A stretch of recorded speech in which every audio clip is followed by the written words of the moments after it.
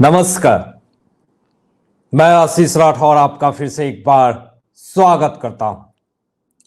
अरविंद केजरीवाल जब से मुख्यमंत्री बने हैं, आम आदमी पार्टी नई नई पार्टी लेकर के आए और उसके बाद से आम आदमी पार्टी में कह लीजिए कि अरविंद केजरीवाल ही सबसे बड़े पनौती हैं।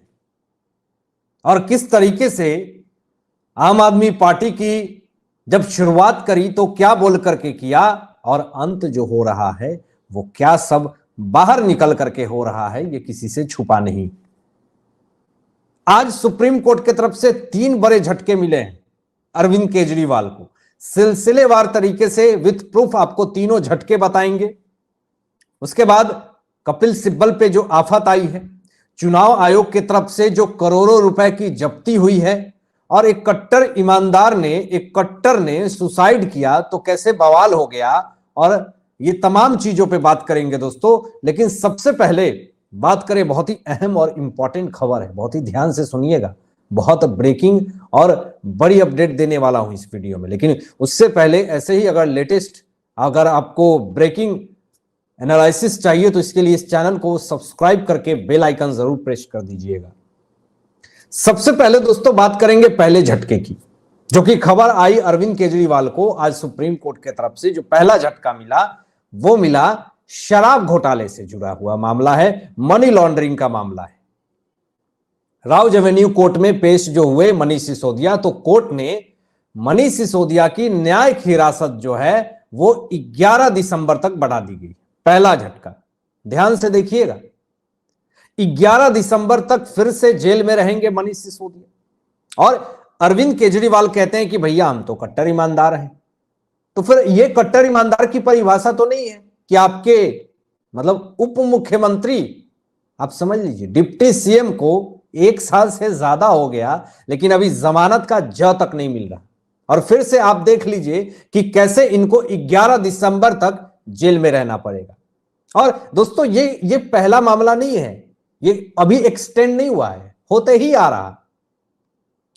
और सोचिए कि एक तो अभी इनके नेता जमानत पे बाहर नहीं है और दूसरा अंदर जा रहा। और अब देखिए केजरीवाल का भी नंबर आने वाला है। तो पहला झटका तो मैंने आपको बता दिया कि इनके बड़े नेता की न्यायिक हिरासत 11 दिसंबर तक बढ़ा दी गई है। अब दूसरा झटका पे चलते हैं।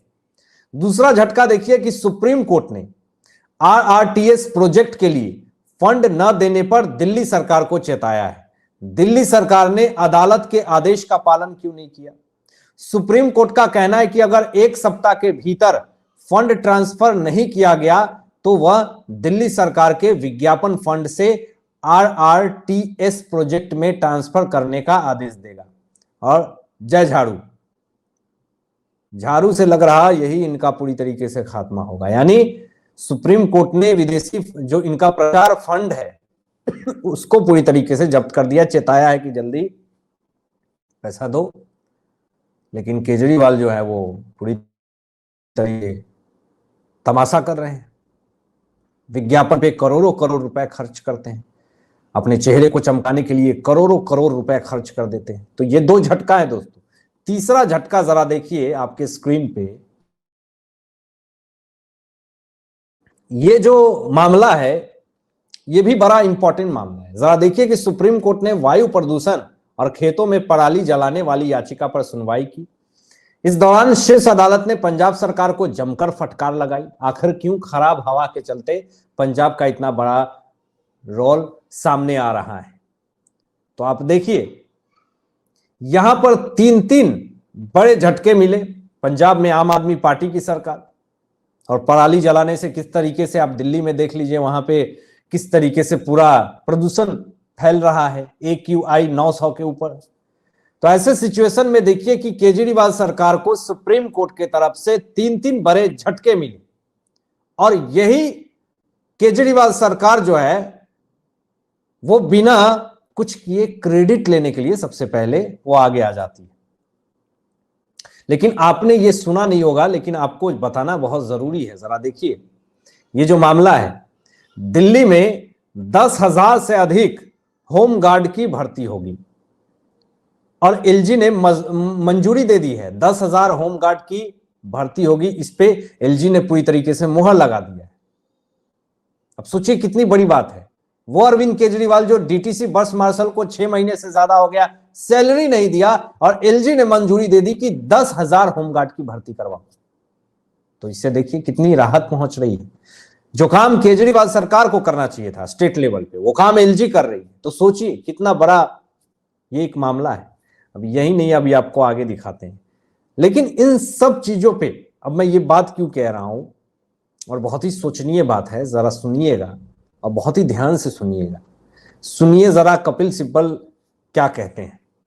गवर्नर्स को इन्होंने टारगेट किया है इस बार। कहते हैं कि वर्षों से बिल का भुगतान न करना, गवर्नर्स को टारगेट कर रहे हैं, राजनीति करना। सुबह सुबह मुख्यमंत्री का शपथ ग्रहण, विपक्षी सरकारों को अस्थिर करने का प्रयास, सार्वजनिक रूप से आरएसएस के प्रति निष्ठा की शपथ लेना, संवैधानिक मर्यादा का उल्लंघन। क्या हमें उनकी बिल्कुल आवश्यकता है? सोचिए, सबसे बड़ा आरोप तो इन्होंने ये लगा दिया कि विपक्षी सरकार को अस्थिर करने का प्रयास जो है वो गवर्नर कर रही है, सरकार कर रही है। ये बात कह करके पूरी तरीके से टारगेट किया जो अभी वर्तमान में सरकार है। आखिर आप मुझे बताइए कि विपक्ष को अस्थिर कैसे कर रही है अभी की वर्तमान सरकार? एक भी ऐसा मुद्दा बता दीजिए जिससे यह साबित हो सके कि विपक्ष को अस्थिर कर रही है भाजपा। एक भी ऐसा मुद्दा बता दीजिए। लेकिन मैं ऐसे हजारों मुद्दे बता सकता हूं कि विपक्ष जो है वो ऐसे ऐसे स्टेटमेंट, उजुल फुजुल स्टेटमेंट दे करके वर्तमान में जो सरकार है उसको झुठलाने का, बरगलाने का, गिराने का, तोड़ने का काम कर रही है। ऐसे हजारों मामले मैं आपको समझा सकता हूं, बता सकता हूं विद फैक्ट्स। लेकिन ये बात सिब्बल का कहना कि जो अभी वर्तमान में गवर्नेंस है वो विपक्ष को अस्थिर करने का प्रयास कर रही है, ये कहीं ना कहीं अपने आप में बहुत सोचनीय है। देखिए, क्या ये मामला अस्थिर नहीं कर रही है भारत देश को? हिंदू बच्चों को खाने में दिया जा रहा था गौमांस। कर्नाटक के मिशनरी स्कूल में एनसीपी सीआर की जांच में बड़ा खुलासा। और कर्नाटक में किसकी सरकार है? कांग्रेस। और कांग्रेस के चाटुकार कौन रह चुके हैं? सिब्बल। तो सोचिए कि ये जो मामला है, क्या ये आपकी जहां सरकार है कांग्रेस की, इसमें क्या अस्थिर नहीं कर रही है? जो आज सिब्बल कहते हैं कि विपक्ष को वर्तमान सरकार जो है वो अस्थिर कर रही है। अभी ऐसे और भी मामले आपको दिखाते हैं, देखिए जरा, ये भी बहुत ध्यान से देखिएगा। ये क्या अस्थिर नहीं करने का मामला है? ये देखिए, बिहार में छठ पर लाशें गिरी हैं। लखीसराय में पूजा पर घाट से लौट रहे थे तो परिवार के 3 सदस्यों को गोली मार करके हत्या कर दी गई। जरा देखिए, क्या ये अभी वर्तमान में जो सरकार है उसको अस्थिर करने का प्रयास नहीं है? बिहार के लखीसराय में छठ पूजा का अर्घ देकर लौट रहे थे लोग, फायरिंग हुई, 2 भाइयों की मौत हो गई, 4 घायल हो गए। तो ये जो बातें कह रहे हैं सिब्बल की विपक्ष में जो अभी वर्तमान सरकार है वो अस्थिर करने का प्रयास कर रही है, तो इन मामलों में ये लोग चुप्पी साध लेते हैं। और अस्थिर करने का प्रयास कौन कर रहा है ये पूरा देश देख रहा है। और अब यहां पे देखिए, यही स्टेटमेंट की वजह से सिब्बल की आफत बढ़ गई। और जो चुनाव आयोग ने यहां पर जो बड़ा एक्शन दिखाया, ईडी ने जो बड़ा एक्शन दिखाया, वो अपने आप में बड़ी बात है। पहला तो आपको यह पता होगा कि बैजूस जो ऐप है उसका विदेशी फंडिंग के द्वारा 900 करोड़ रुपए का भुगतान करना पड़ेगा ईडी के द्वारा। ईडी ने यह बड़ा एक्शन लिया।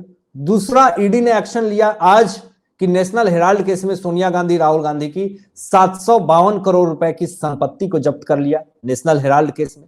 तीसरा, ये देखिए मामला, अभी तक का मामला मैं आपको बताता हूं कि 9 अक्टूबर को चुनावों की घोषणा के बाद से 1760 करोड़ रुपए की से अधिक की जो है वो जब्ती हो चुकी है। सोचिए, तो ये क्या मामला अपने आप में एक बहुत देश को अग्रसर करने का मामला नहीं है? देश को आगे बढ़ाने का मामला नहीं है?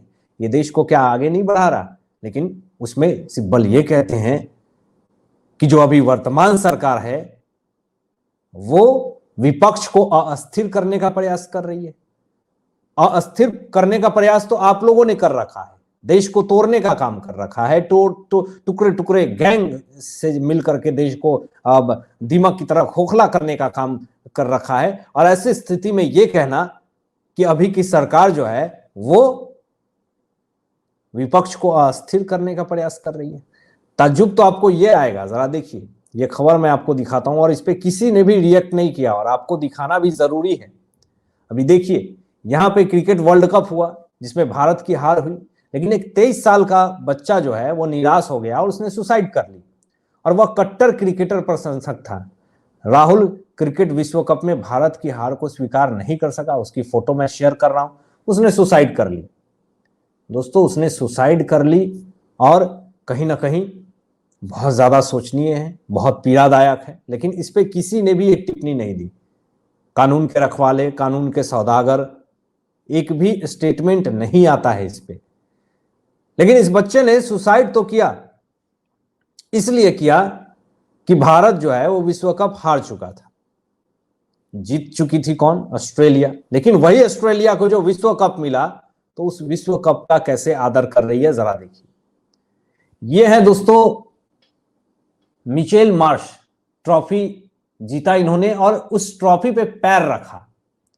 और देखिए, इनको इतनी भी इज्जत नहीं है जो देश के सम्मान के लिए मिला, विश्व कप मिला, उसके ऊपर ये पैर रख रहे हैं। और जो सफलता की इज्जत नहीं करता, सफलता उसकी इज्जत नहीं करता है। और ये अपनी हार जो है वो खुद इन्होंने दर्शा दिया है कि मैं आने वाले समय में हार जाऊंगा। जो अपने तोहफे को, इनाम की इज्जत नहीं कर पाता, उसके लिए वो हकदार नहीं है। लेकिन ये जो मामला है वो अपने आप में बहुत ही सोचनीय है कि एक बच्चे ने सुसाइड कर लिया इसलिए कि भारत विश्व कप हार चुका था। दोस्तों, जीवन में अगर कोई भी जीत और हार एक सिक्के के दो पहलू हैं, तो खेल है तो जीत और हार होगी। लेकिन कभी कभी यह भी कहा जाता है कि इंसान हारता है इसलिए है जीतने के लिए। तो आज अगर भारत विश्व कप हारा है तो वो जीतने के लिए हारा है, इससे निराश होने की कोई जरूरत नहीं है। अपनी हिम्मत को बना करके रखें, आज नहीं तो कल भारत विश्व कप जीत करके आएगा। आप क्या सोचते हैं इन तमाम मुद्दों पे? अपनी विचार जरूर कीजिएगा और ऐसे ही लेटेस्ट अपडेट पाने के लिए इस चैनल को सब्सक्राइब करके बेल आइकन प्रेस कर लीजिएगा और अपने दोस्तों में शेयर जरूर कीजिएगा। Thanks for watching my video. जय हिंद, सत्यमेव जयते।